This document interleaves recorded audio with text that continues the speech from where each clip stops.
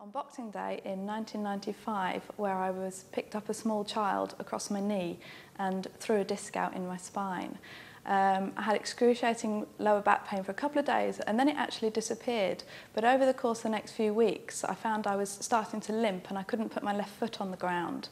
I went to my doctor who told me that I was suffering from sciatica and told me just to rest and take some anti-inflammatories, which I did.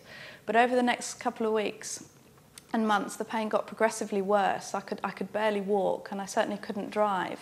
And eventually I badgered my doctor to send me to a neurosurgeon at Newcastle General who declared that I had ruptured L5-S1 and I would need to have a microdiscectomy, which I did in April '97. That operation initially was a success, and for about 6 months I was pain-free, I was swimming and I was exercising regularly.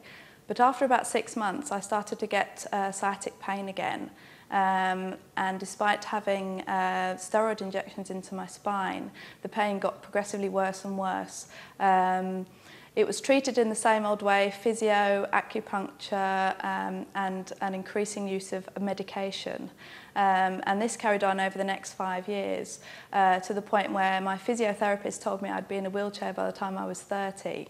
And at my lowest point, I was on 36 tablets a day and morphine patches just to get on. Those were sort of anti-inflammatories, muscle relaxants, painkillers, things to get you up in the morning, things to put you to sleep at night. You name it, I was on it.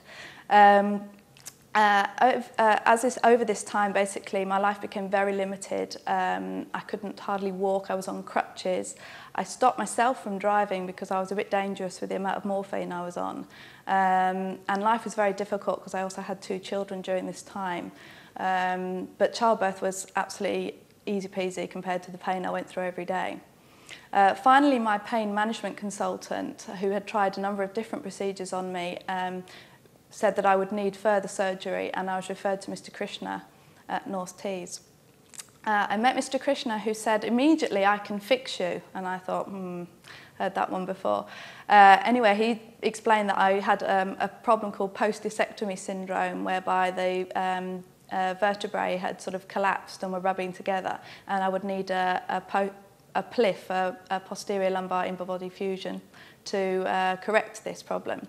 He said I was a 70% chance that I would be 60% better. Yeah, I was a bit confused by those odds, I have to say. So he suggested that I went along to the spinal support group to meet other patients who'd had the same operation.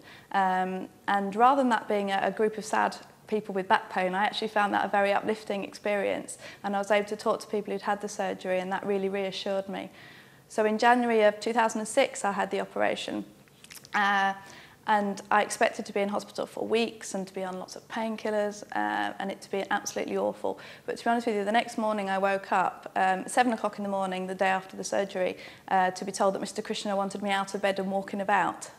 I thought that was ridiculous, but actually got out of bed and could put my left foot on the floor and bear weight on it for the first time pretty much in five years, and could also wiggle my left big toe, which I hadn't ever been able to do since I had the original injury. The physios quickly had me walking up and down the hospital, and after 4 days I was discharged.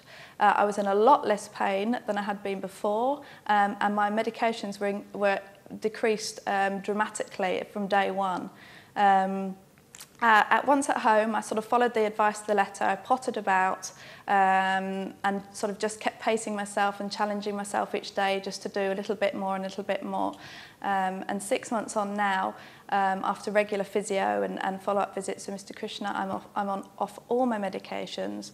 I'm back to running around with my kids, taking them swimming, driving the car, and basically doing everything that a normal middle-aged mother should be doing. So I can thoroughly recommend this operation to anyone.